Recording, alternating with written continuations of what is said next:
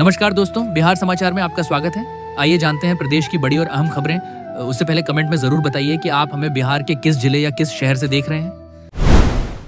मुख्यमंत्री नीतीश कुमार ने बुधवार को सासाराम में 921 करोड़ रुपए की लागत वाली 124 विकासात्मक योजनाओं का उद्घाटन और शिलान्यास किया। इन योजनाओं में प्रगति यात्रा के दौरान जिले के लिए घोषित परियोजनाओं का शिलान्यास भी शामिल है। मुख्यमंत्री ने कहा कि इन योजनाओं के माध्यम से जिले के विकास को नई दिशा और गति मिलेगी। उन्होंने अधिकारियों को निर्देश दिए कि योजनाओं का क्रियान्वयन समय पर और पारदर्शी तरीके से किया जाए। इस अवसर पर स्थानीय लोग और प्रशासनिक अधिकारी मौजूद रहे। बिहार पुलिस ने बहादुरी और सेवा का बेहतरीन उदाहरण पेश करने वाले 71 अधिकारियों और कर्मियों को सम्मानित किया। राजधानी पटना में आयोजित कार्यक्रम में इन्हें मेडल और प्रशस्ति पत्र दिया गया। पुलिस महानिदेशक ने कहा कि यह सम्मान जवानों की हौसला अफजाई करेगा और अपराध नियंत्रण में और बेहतर परिणाम मिलेंगे। सरकार ने साफ कहा है कि ईमानदारी और कर्तव्य परायणता से काम करने वालों को आगे भी इसी तरह सम्मानित किया जाएगा। इस मौके पर कई वरिष्ठ अधिकारी मौजूद रहे।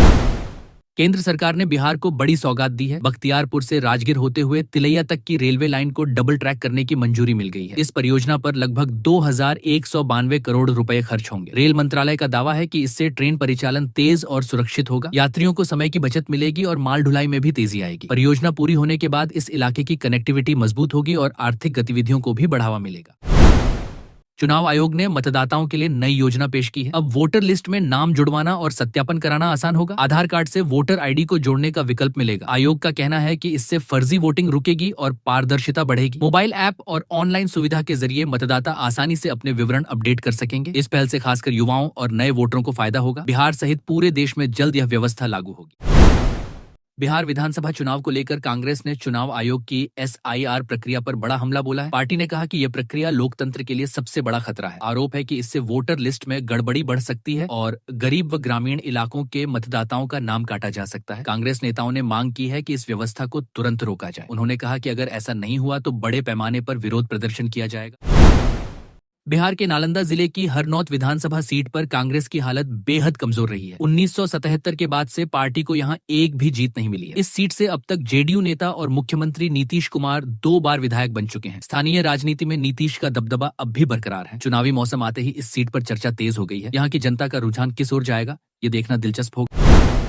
बिहार चुनावी संग्राम में बयानबाजी तेज हो गई है। केंद्रीय मंत्री गिरिराज सिंह ने AIMIM प्रमुख असदुद्दीन ओवैसी पर बड़ा हमला बोला है। उन्होंने कहा कि ओवैसी जितना भी चिल्लाएं, उनका हाल RJD ही खराब कर देगी। गिरिराज सिंह ने कांग्रेस पर भी निशाना साधते हुए कहा कि ये दोनों पार्टियां मिलकर बिहार को गुमराह करने की कोशिश कर रही हैं। जनता सब देख रही है और सही समय पर जवाब देगी। उनके बयान से सियासी हलचल तेज हो गई है। कांग्रेस अध्यक्ष मल्लिकार्जुन खड़गे ने पटना में PM मोदी और केंद्र सरकार पर तीखा हमला बोला। उन्होंने कहा कि भ्रष्टाचार की सरकार अब अंत की ओर है। खड़गे ने आरोप लगाया कि मोदी सरकार गरीबों और किसानों की अनदेखी कर रही है और केवल पूंजीपतियों के लिए काम कर रही है। उन्होंने दावा किया कि बिहार से बदलाव की शुरुआत होगी। जनता अब महंगाई और बेरोजगारी से परेशान है। खड़गे का यह भाषण कांग्रेस कार्यकर्ताओं में जोश भरने वाला रहा।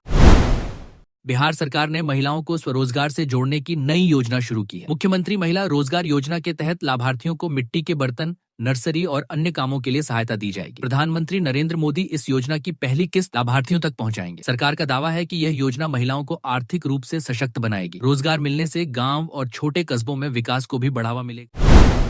मुख्यमंत्री नीतीश कुमार ने खगड़िया जिले के पंसलवा पहुंचकर 519 करोड़ 66 लाख रुपए की लागत से बनने वाली 256 विकास योजनाओं का उद्घाटन और शिलान्यास किया। कोशी इंटर विद्यालय मैदान में आयोजित कार्यक्रम में मुख्यमंत्री का भव्य स्वागत किया गया। इन योजनाओं में सड़क, पुल, शिक्षा, स्वास्थ्य और ग्रामीण विकास की परियोजनाएं शामिल हैं। इस अवसर पर बड़ी संख्या में लोग मौजूद रहे। मुख्यमंत्री के दौरे से क्षेत्र में विकास की नई संभावनाएं खुलेंगी और स्थानीय जनता को सीधा लाभ मिलेगा।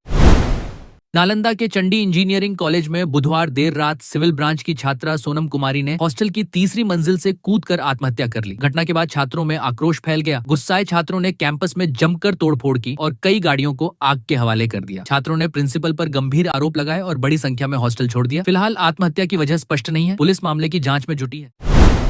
बांका के रजौन थाना क्षेत्र के खेड़ी गांव स्थित राकेश बाल विकास केंद्र आवासीय विद्यालय में 10वीं कक्षा के छात्र की बेरहमी से पिटाई का मामला सामने आया। आरोप है कि विद्यालय संचालक ने छात्र पर शोर मचाने का इल्जाम लगाकर लगातार छड़ी बरसाई। छात्र सफाई देता रहा कि उसने हल्ला नहीं किया, लेकिन मारपीट जारी रही। पिटाई से छात्र के शरीर पर छाले पड़ गए। घटना के बाद ग्रामीणों ने कड़ी नाराजगी जताई और प्रशासन से सख्त कार्रवाई की मांग की।